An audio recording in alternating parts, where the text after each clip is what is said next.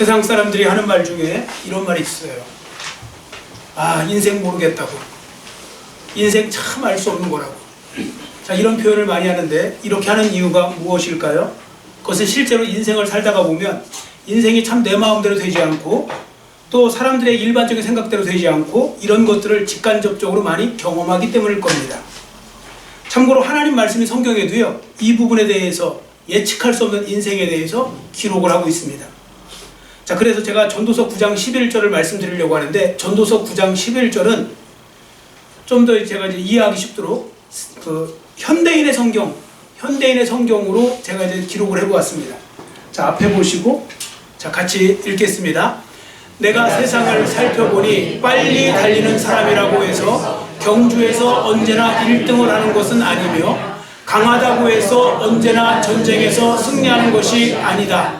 지혜로운 사람이라고 해서 언제나 생활비를 많이 버는 것이 아니며, 자, 그 다음에 총명한 사람이라고 해서 언제나 부를 얻는 것도 아니고 유능하다고 해서 언제나 높은 지위를 얻는 것이 아니다. 이것은 사람에게 뜻하지 않는 일이 일어나기 때문이다. 아멘. 참 공감 가는 말씀 아닙니까? 우리가 언뜻 생각하면 달리기를 제일 잘하는 사람은 항상 1등 해야 될 것 같은데 그게 1등 되지 않아요. 선착, 제일 먼저 도착할 것 같은데 그렇지도 않다는 거예요. 자, 이런 것들이 인생에서 나타나죠. 그래서요, 사람들이 좀 인생을 살면서 상황이 좀 좋다고 해서 너무 큰 소리를 치거나 너무 장담하며 살면 안 돼요. 또 아무리 힘이 있고 아무리 계획을 잘 세운다 하더라도 그 방법대로 되지 않을 수도 있다는 것도 기억하셔야 돼요. 왜 그런가 그 이유를 아셔야 되는데, 우리 하나님이 다 지켜보고 계시기 때문에 그렇습니다. 그리고 그 하나님께서 때때로 하나님의 뜻에 따라서 그들의 인생을 순식간에 역전시켜버리고 상황을 바꿔버릴 수 있기 때문에 그런 것입니다. 특히 이러한 일은 누구한테 많이 일어나냐? 예수 믿는 우리 성도들에게 많이 일어납니다. 하나님의 자녀들에 대해서 하나님께서는 더욱더 주목해보고 계시기 때문에 이런 상황이 많이 일어나죠. 자, 성경에 보시면 대표적인 예를 하나 볼 수 있는데 그 예가 바로 뭐냐면 에스더서에 나와요. 여러분, 에스더에 보면 하만이라는 사람 나오죠. 하만이 누구냐면 그 당시 페르시아 제국에서 그 2인자예요. 왕 다음이라고 할 수 있어요. 총리 대신이에요. 총리 대신. 그러니까 왕 외에 최고의 권세를 누리는 사람이었으니까 얼마나 기고만장하겠습니까? 뭐 자기 말이면 날아가는 새도 다 떨어뜨리는 거예요. 자, 그런데 에스더의 삼촌 모르드게가 절을 하지 않아요. 그것 때문에 분개해갖고요, 내가 너만 죽이는 거 아니고 네 종족 유대인들 다 죽일 거야 이러면서 그냥 작정을 해갖고 아달월 13일에 그 하루에 다 유대인을 다 없애버리려고 계획을 세우고 왕한테 허락도 받아요. 왕을 속여갖고. 자, 그러면서 특히 모르드게, 너는 내가 아주 시범 케이스로 너는 그냥 내가 그냥 안 내버려둬 하면서 뭐라고 했냐면 그 종들을 시켜갖고요, 장대를 세우라고 그랬는데 장대 높이가 50규빗이면요 23m예요. 옛날에 23m면요 여러분들 다 보이는 거예요. 온 시내에서 다 보일 수 있는 그 23m에다가 그 꼭두백에다 매달아 놓고 죽이겠다 이렇게 했어요. 나한테 대드는 사람 어떻게 하는가 한번 보자. 내가 그 정도로 힘이 있어. 내 말 한마디면 끝이 나. 이런 사람이었어요. 근데 여러분 결국 아시죠? 거기 누가 매달렸어요? 하만이 지가 매달렸어요. 자기가 그렇게 건망 떨고 교만했다가 결국 나중에 보니까 어느 순간에 자기가 달려있더라는 거죠. 왜냐하면 하나님이 그렇게 역전시키도록 만들어 주셨기 때문에 그런 것입니다. 여러분, 우리 하나님은 역전시켜 주시는 하나님이심을 믿으시기를 축원합니다. 그러므로 성도들은요, 다 끝날 때까지 끝난 것이 아니에요. 너무 쉽게 포기하고 절망하고 낙심하는 일이 없도록 조심하셔야 돼요. 왜냐하면 때로는 지금 뒤에 후진하는 경우인데 앞으로 튀어나가려고 그럴 수도 있기 때문에 그런 부분 속에서 내 스스로 그냥 그 끈을 끊어버리면 안 된다고요. 자, 제가 이렇게 서두에 인생 모른다 이런 말씀을 드리는 이유가 뭐냐면요, 오늘 본문에 그 내용이 포함되어 있어서 그래요. 자, 여러분 본문에 보세요. 왕으로 기름 부음 받았죠, 다윗이. 그런데 그때부터 왕으로 기름 부음 받았으니까 이제 다 잘 되겠구나 생각했는데 다 잘 되는 건커녕 그때부터 사울 왕이 그 사실을 알고요, 계속 다윗을 죽이려고 쫓아다녀요. 추격해 다녀요. 계속 도망 다닙니다. 몇 년 동안이요? 10년이 넘도록, 많게는 13년을 도망 다녀요. 자, 그런 상황에 됐어요. 왜 도망 다닐 수밖에 없었느냐? 사울은 그 당시에 절대 권력을 갖고 있었거든요. 한 나라의 왕이었으니까 말 한마디면 다 끝나는 거예요. 자, 본문 2절을 보세요. 사울왕이 다윗을 추격하기 위해서 데리고 온 군사의 숫자가 3,000명인데 이건 정말 정예 병사예요. 정예 병사. 요즘 말로 하면 특전사들, 이런 사람들만 데리고 온 거예요. 자, 반면에 이 당시에 다윗의 휘하에는 몇 명이 있었느냐? 600명이 있었는데 600명이 다 군인이 아니에요. 여러분들 앞에 장 이렇게 보시면요, 그 다윗에게 모인 사람들은 비천한 자, 뭐 여러 가지 핍박받은 자들, 그런 사람들이 모인 거예요. 그 중에 일부분만 군인이고요, 나머지는 힘없는 사람들이에요. 자, 그러니까 당시 누가 보더라도 다윗은 사울에게 있어서 죽은 목숨이나 마찬가지였다고요.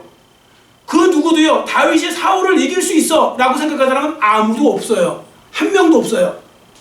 다 끝난 게임이라고 생각한 거죠. 그만큼 사울은 강한 사람이었고요, 다윗은 약한 사람이었습니다.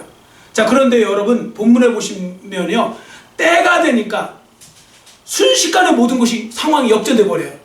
때가 되면. 여러분, 하나님의 때라는 걸 아셔야 돼요. 그게 헬라어로 카이로스거든요. 그러니까 우리 시간 말할 때는 헬라어로 크로노스라는 거. 크로노스는 그냥 우리가 일반 시간 흘러가는 게 크로노스고요. 카이로스라는 게 있어요. 하나님이 예정하신 때가 있어요. 그 때가 딱 되잖아요. 그럼 순식간에 상황이 180도로 확 바뀌는 수가 있어요. 확 바뀔 수가 있다고요.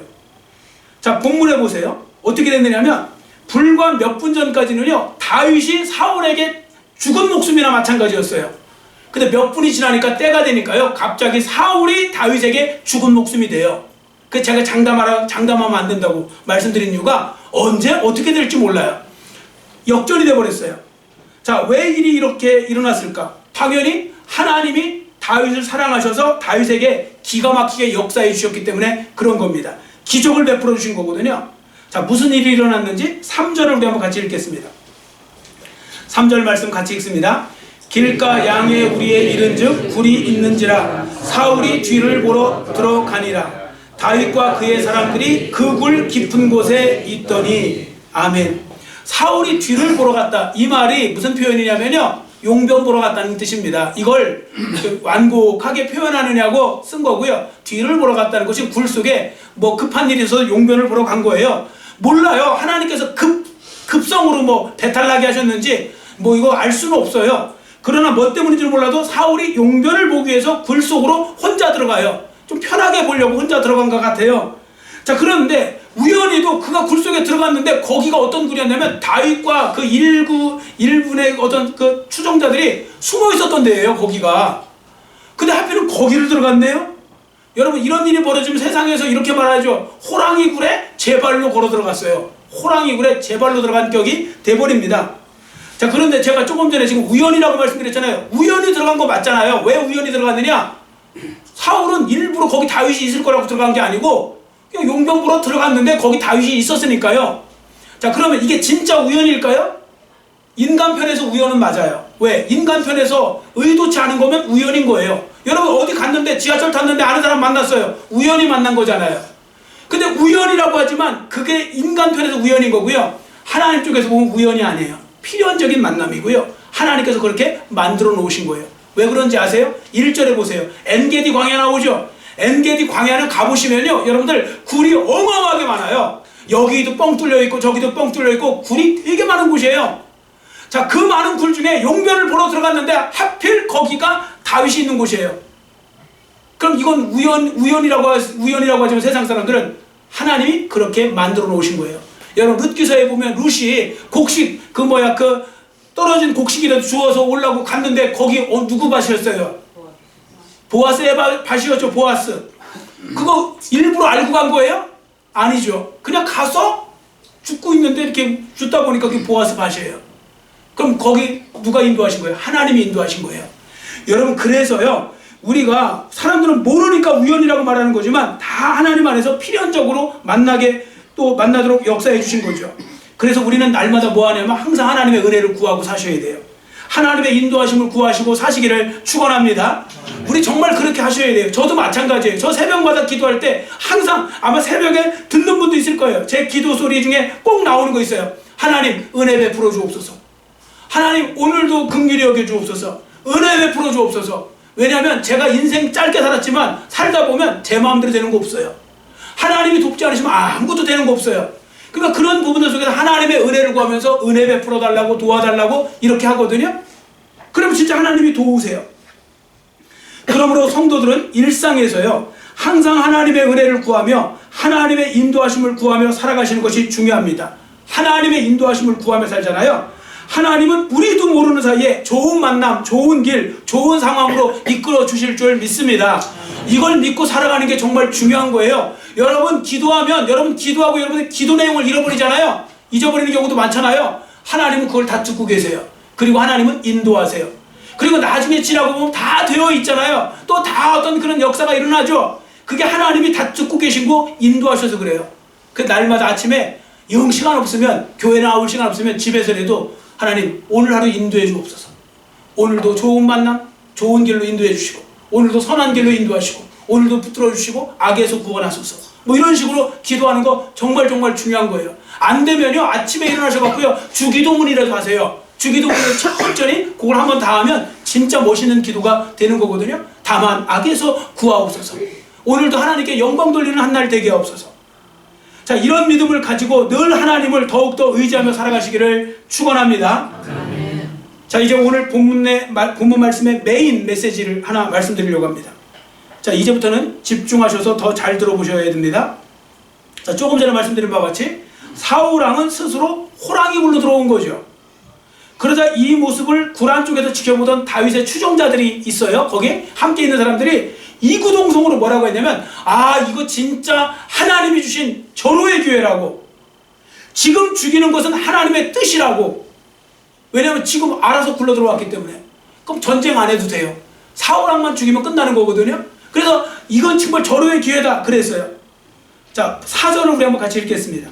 본문 4절 같이 읽습니다.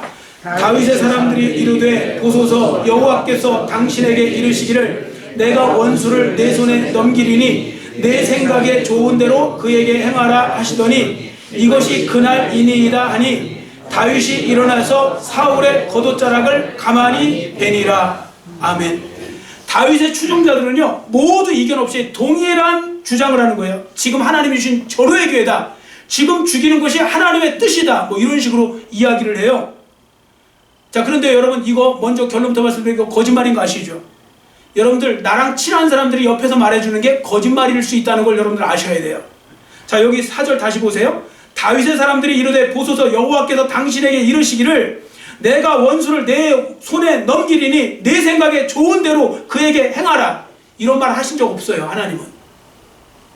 근데 자기들이 그렇게 만드는 거예요. 세뇌시키는 거예요. 다윗을. 그래서 지금 죽여도 되는 거라고. 그런데 이 와중에도 유일하게 다른 입장을 취한 사람이 있는데 아이러니하게도 다윗이에요. 정작 그 다윗이 나는 그렇게 안 할 거야. 그러면서 죽이지 않기를 결정합니다. 그 대신 사울왕에게 자기가 사울왕 당신이 나한테 죽을 뻔했던 상황이 있었다는 걸 알게 하기 위해서 조용히 살며시 가갖고 옷자락을 살짝 베갖고 왔는데 어느 정도로 기술적으로 뱄는지는 모르겠어요. 어쨌든 살짝 베갖고 왔어요. 그리고 나중에 보여주죠. 그러니까 사울도 알잖아요. 내가 목숨이 왔다 갔다 했었구나. 뭐 그런 이야기 하는 거죠. 자, 5절에 보세요. 그런데 다윗은 사울의 그 옷자락을 뱉는데 그것 때문에도 마음에 걸려서 불편했다고 기록하고 있거든요. 자, 5절을 우리 한번 같이 읽겠습니다. 그리한 후에 사울의 옷자락 뱀으로 말미암아 다윗의 마음이 찔려. 아멘.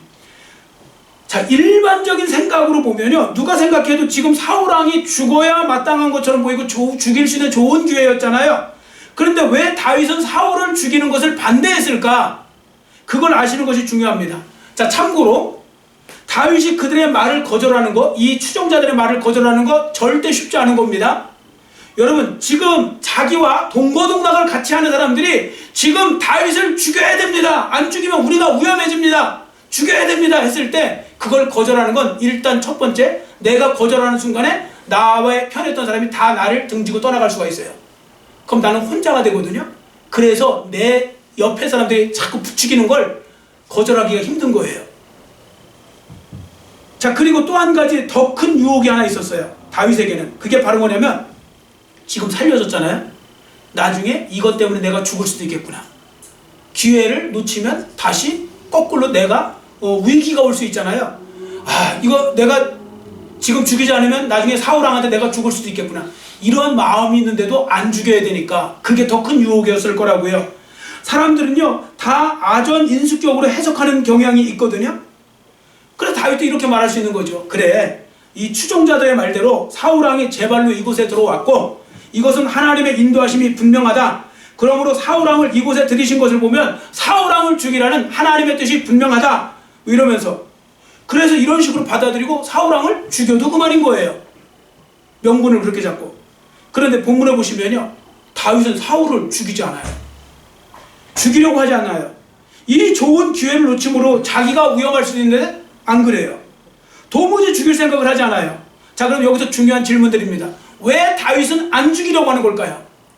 왜 다윗은 사울을 죽일 수 있는데 죽이지 않았을까요? 왜 죽이려고 그렇게 부추겨도 옆에서 사람들이 자기는 거기에 넘어가지 않고 안 죽였을까요? 마음이 넓어서요? 용서하는 마음이 커서요?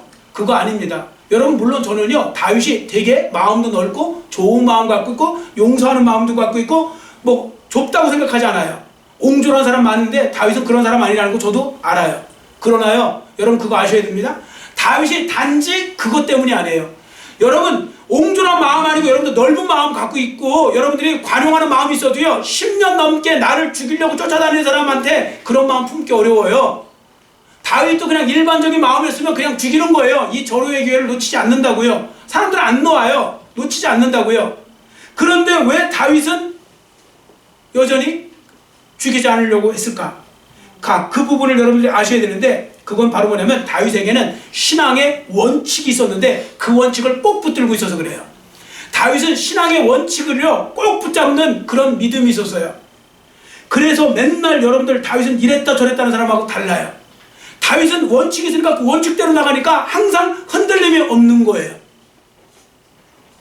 여러분 지금 심각하게 듣고 계시지만 흔들림이 없는 건 에이스 침대만 아니에요. 신앙의 원칙, 그걸 꼭 붙들고 있었던 거예요. 그러니까 이랬다 저랬다 하잖아요. 여러분, 왜 사람들이 이랬다 저랬다 하는 사람 있죠? 열심히 안 됐다가 안 한다고 그랬다가 뭐 이렇게 나했다가 저렇게 했다가 막 삐딱 뺐다가 왔다 갔다 막 맨날 그런 사람 있죠? 이랬다가 저랬다가 주먹구구식으로 이 말했다가 저 말했다가 오늘은 또 이 말했다가 또 다 저 말했다가 맨날 말 바꾸고 막 이렇게 하는 사람 있죠? 원칙이 없어서 그래요. 교회 생활도 마찬가지. 신앙의 원칙이 없으면 그런 현상이 나타나요. 뭐 맨날 뭐 열심히 안 됐다가 안 한다고 그랬다가 뭐. 그런데 다윗은 눈 하나 꿈쩍 안 하고요 어떤 상황이 돼도 흔들리지 않아요. 왜 그런가 하면 신앙의 원칙이 있었는데, 자, 다윗에게 있던 신앙의 원칙 뭐가 있을까요? 이 원칙을 말씀드릴게요. 그건 바로 뭐냐면 이겁니다. 무조건 하나님 말씀대로 순종하는 거예요. 그게 자기 신앙의 원칙으로 둔 거예요. 나는 무조건 하나님 앞에 순종하겠다. 여기서 무조건이라는 말이 중요한데, 무조건은 뭐냐면 상황이나 환경이 내게 불리해지더라도 나는 마음 바꾸지 않고 그 말씀 그대로 순종하겠다. 이게 되게 중요한 거예요. 상황이 바뀌어서 사람들이 왜 자꾸 이랬다 저랬다 하는지 아세요? 상황이 바뀌는 거예요. 환경이 바뀌는 거예요. 내가 그래서 이럴 수밖에 없고 지금 이런 상황이니까 이렇게밖에 할 수 없어. 이런 식으로 나가는 거잖아요. 그런데 자꾸 이제 핑계를 대는 거죠. 변명을 하는 거죠. 원칙이 없어서 그래요. 근데 원칙이 있는 사람은 어떻게 하느냐면 그 상황과 환경과 아무 상관없이 그 상황에서 나한테 불리할지라도 하나님이 어떻게 말씀하시느냐 그 말씀대로 순종하는 겁니다. 자, 여하튼 분명한 사실은 하나님의 사람 다윗은 상황이 어떻게 전개되든지 그 상황과 상관없이 하나님 말씀대로만 움직여 나갔다는 것입니다. 자, 본문을 다시 보세요. 자, 본문에 보시면 사울왕이 다시 들어왔죠. 여러분, 다윗 마음의 한편에서 사울왕 죽이고 싶은 생각 있었을까요? 없었을까요? 이 상황에서 있었을까요? 없었을까요? 신앙의 원칙이 있었어요. 그런데 그래도 죽이고 싶은 마음이 있었을까요? 없었을까요? 100% 있었어요. 여러분, 사람이 미우면 죽이고 싶은 생각 자꾸 들죠? 실행을 안 해서 그렇지. 이거요, 심지어 부부간에도 죽이고 싶은 생각이 있고요, 자식도 심지어 때는 죽이고 싶은 생각이 있고 막 이런 생각이 드는 게 사람이에요. 사람이 다 거기에요. 미워 죽겠는 10년 동안 나는 공로 세운 거밖에 없는데 공로 세울수록 나를 핍박하고 나를 죽이네? 나를 죽이려고 쫓아다니네? 그러면 사람은요 그럴 수밖에 없어요. 다윗도요 수없이 그 생각 들었을 거예요. 그냥 죽일까? 이런 생각. 이참에 그냥 처리할까? 자, 그런데 다윗은 장점이 뭐냐? 감정 따라가지 않아요. 여러분 지금 사람들이 왜 자꾸 일내는지 아세요? 감정 따라서 그러세요.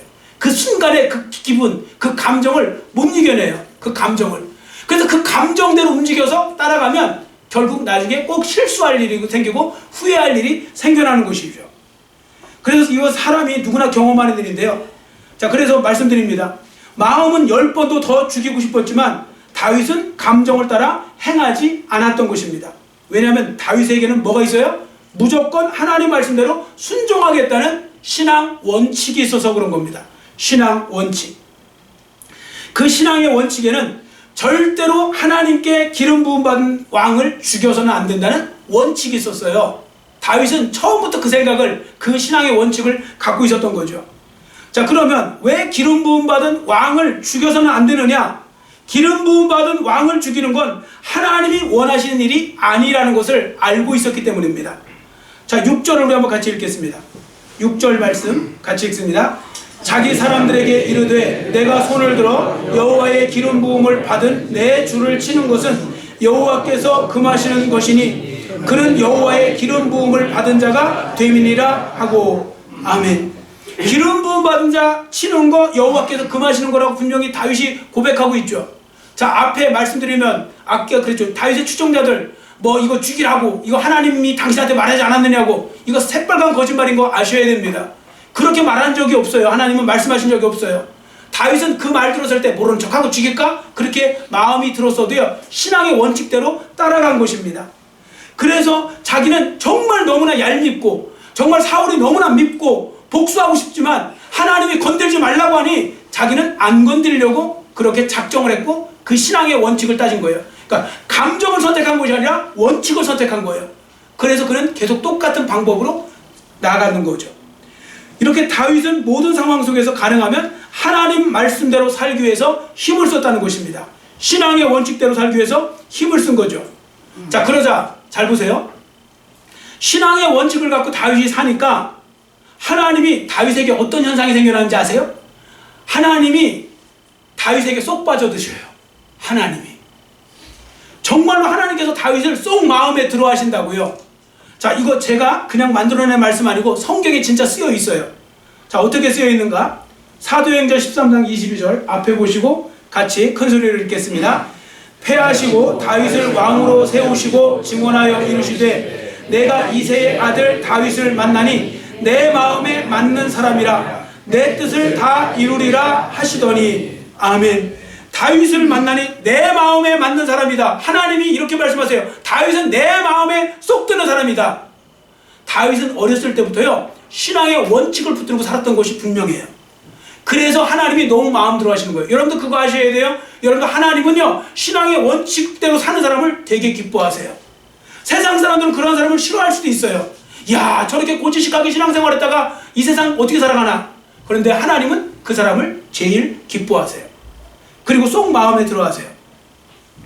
자, 그러니까 다윗은 보세요. 어떤 경우에라도 하나님이 좋아하시는 건 하고 하나님이 싫어하시는 건 무조건 안 하는 거예요. 나한테 손해가 될지라도. 자, 우리도 이렇게 나아가기를 원하고요, 이런 신앙으로 변해가시기를 축원합니다. 하나님 말씀대로 순종하는 신앙의 원칙을 가져야 돼요.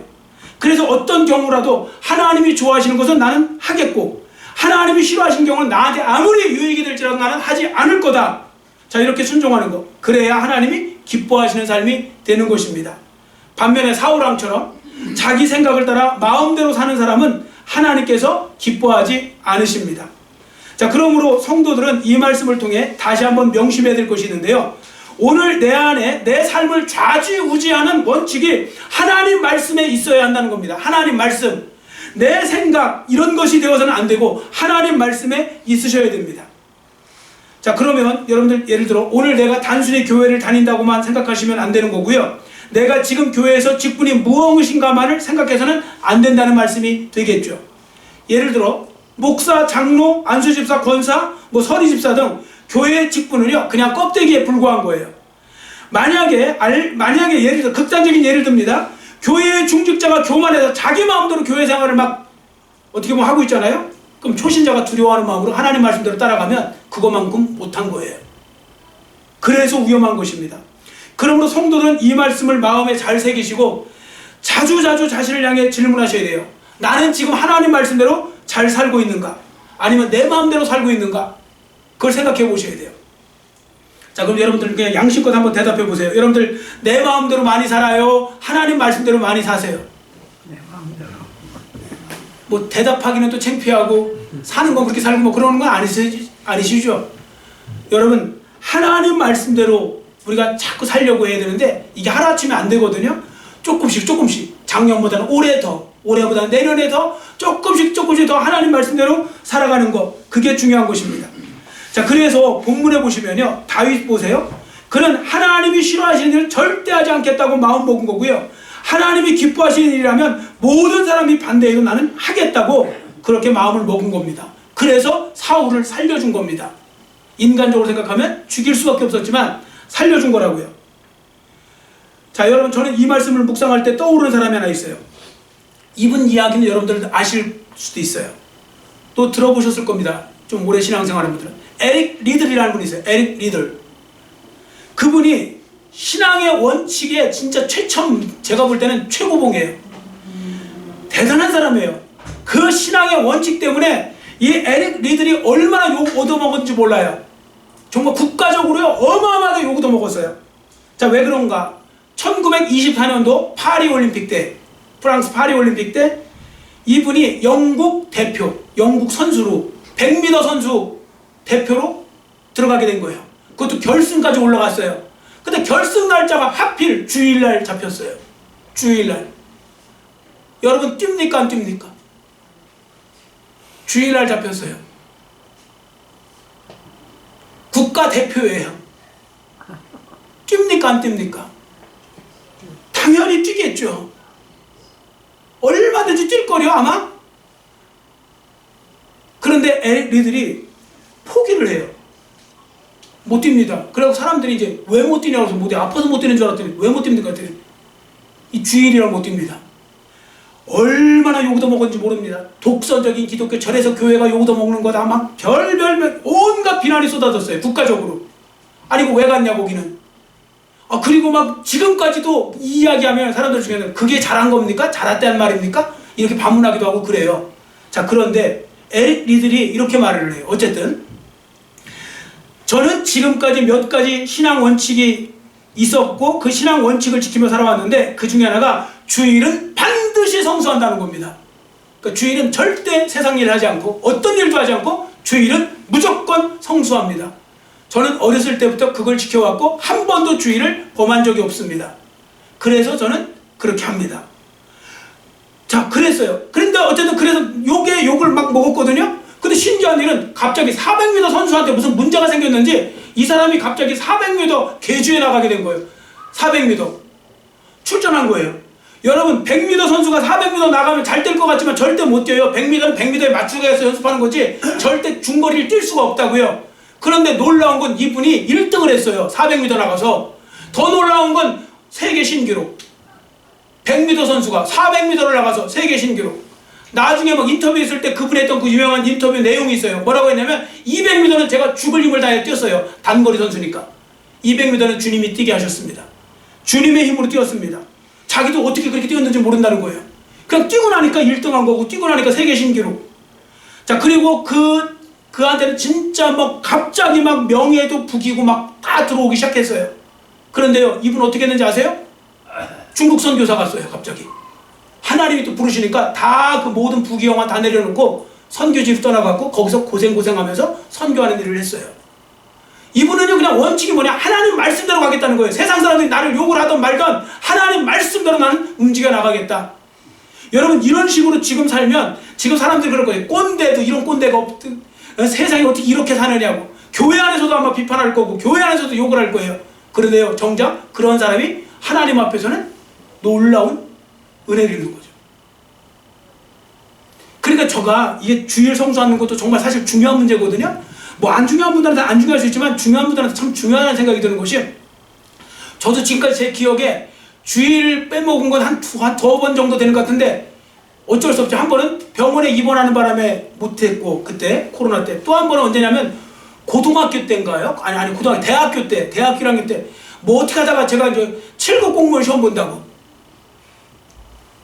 안 갈 수도 없고 그냥 그때 막 가갖고 갔는데 그게 주일이었어요. 주일날 시험 봤어요. 그래 주일날 시험 보는데 그래도 가서 이제 본다고 하는데 되게 불편한 거예요. 한 번도 주일을 범한 적이 없는데 그래서 이제 하고 있는데 시험을 보려고 하니까 그때부터 그 청주에 있는 그 위쪽에 무슨 사가 있어요, 절. 거기서 무슨 목탁 치는 소리가 그렇게 세게 들리는지 무슨 막 방송으로 아하하 뭐 이렇게 할 수가 없는 거예요. 쓸 수가 없는 거예요. 제가 그날 제 기억으로는 그냥 그거 바로 그 자리에서 제가 깨달은 바에서 그냥 나왔어요. 나오고 그냥 다시 교회로 왔어요. 그 기억이 나요. 아, 나는 이렇게 하면 안 되는 거구나. 나는 주일 제꼈다가 이렇게 되는 거구나. 이런 생각을 제가 했었거든요. 여하튼 저는 어디 가서든 주일은 무조건 성수한다. 이런 부분에서 어쨌든 지금은 목사가 되니까 뭐 그걸 뭐 쉽게 할 수 있지만 여하튼 자 그리고 이분 에릭 리들이 있잖아요. 이렇게 했는데 이분을 영화화했어요. 그게 이거예요. 이게 이제 불의 전차, 캐리엇 전차, 불의 전차 해갖고 만들었는데 1982년도 아카데미 작품상, 각본상, 음악상, 의상상 4개 부분 수상을 해요. 저렇게 하나님께 영광 돌리고 하나님 앞에 원칙을 갖고 산 사람을 영화화했더니 영화 만든 사람까지 같이 큰 복을 받았어요. 저 불의 전차 되게 유명한 영화고 그리스도인들은 한 번쯤 볼만한 그런 영화, 꼭 봐야 되는 영화이기도 합니다. 여하튼 이렇게 하나님 말씀에 따르겠다는 신앙의 원칙을 가지고 살아가는 건 중요한 것입니다. 자, 오늘 말씀의 결론을 살펴보겠습니다. 다윗이요, 나는 하나님이 좋아하시는 일을 좋아하고 하나님이 싫어하시는 일은 하지 않겠다는 이 신앙의 원칙을 갖고 살았죠. 자, 그랬더니 여러분 그 혜택을 누가 받았는지 아세요? 오늘 본문 보면 사울이 받은 것 같잖아요. 왜? 그 원칙이 있는 바람에 사울은 죽지 않았어요. 그런데요, 여러분 그거 아셔야 돼요. 사울은 절대 수혜자가 아니에요. 사울은 그 수혜를 못 받았어요. 차라리 여기서 사울은 다윗한테 죽는 게 나았어요. 왜 그러냐면 사울은 그 얼마 뒤에 블레셋산에서 이방인들에 의해서 블레셋 족속에 의해서 그 중상을 입었고 자기가 도무지 자기 양심에 내가 블레셋 사람한테 죽을 수는 없으니까 그리고 자기가 칼을 놓고 엎드려갖고 스스로 죽어요. 자살을 해요. 그러니까 오히려 정말 더 비참하게 죽는 거죠. 그럼 여러분 지금 이 말씀에 오늘 본문을 말씀에 다윗이 신앙의 원칙대로 사니까 누가 복을 받았는지 아세요? 다윗이 복을 받았어요. 왜 다윗이 복을 받았냐면 다윗이 그 뒤에요 정말 평화롭게요 이스라엘을 통일을 해요. 전체를 통일 왕국이 되는데 여러분 그거 혹시 아세요? 만약에 다윗이 무식하게 예를 들어 그때 기회다 하고서 인간적인 생각으로 사울을 죽였잖아요. 그러면 통일왕국 진짜 안 됩니다. 왜 그러냐면 다른 데는 몰라도 베냐민 족속은 사울의 족속이에요. 사울의 족속은 다윗이 왼수처럼 보일 텐데 절대 합력하겠습니까? 그런데 다윗이 손을 안 건드려요. 하나님 말씀에 나는 주의 종의 손 건들지 않아. 이러니까 하나님께서 이렇게 처리해야 되셨는데 다윗은 오히려 베냐민 사람들 나중에 뭐 다윗이 사울한테 악한 감정 가진 것도 없고 이렇게 잘 했으니 우리도 그냥 결국 합세하자. 그래서 평화롭게 통일왕국이 돼요. 이 방법을 참 많은 사람들은 몰라요. 이게 이기는 방법이고 이게 진짜 평화를 가져오는 방법이고 이게 진짜 승리하는 방법인데 그게 바로 뭐냐면 신앙의 원칙대로 갔다는 거예요. 다윗은 하나님 말씀대로 손해가 되든 안 되든 가니까 하나님께서 책임져 주시는 거예요. 여러분 세상에 제일 답답한 사람들이 누구냐면 이것도 아니고 저것도 아니고 양다리를 세상에 걸치고 하나님께 걸쳐갖고 계속 둘 다 놓치기 싫은 사람들은 결국 이것도 아니고 저것도 아닌 게 돼요. 그런데 하나님 말씀을 붙잡잖아요. 그리고 하나님께 올인하잖아요. 하나님 그 인생 책임져 주시는 줄 믿습니다. 여러분 진짜 이걸 경험해 보셔야 돼. 나는 하나님께 온전히 맡기겠다. 하나님 앞에 신앙의 원칙을 갖고 하겠다. 그러면 하나님이 그런 사람은 책임져 주세요. 근데 그걸 되게 못해요. 사람들은 너무 머리를 많이 굴려요. 너무 세속화하고 너무 세상하고 타협하려고 하고 그래요. 그러지 마세요.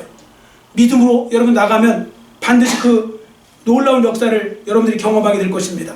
아무쪼록 오늘 주신 말씀을 잘 기억하시고 저도 그렇고 여러분 듣고 신앙의 원칙을 다시 한번 잘 세우시고 그 원칙을 따라 흔들림 없이 잘 믿음 생활 잘 해나가시는 여러분과 저의 삶이 되시기를 간절히 빌고 원합니다. 아멘. 기도하겠습니다.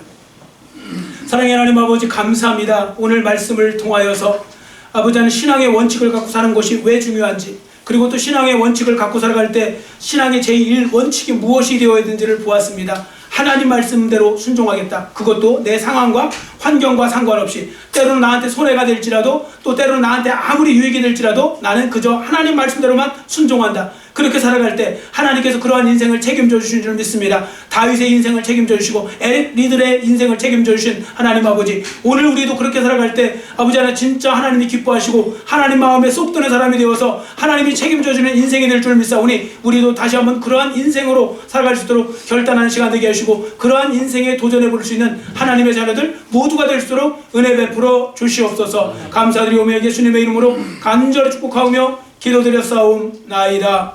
아멘.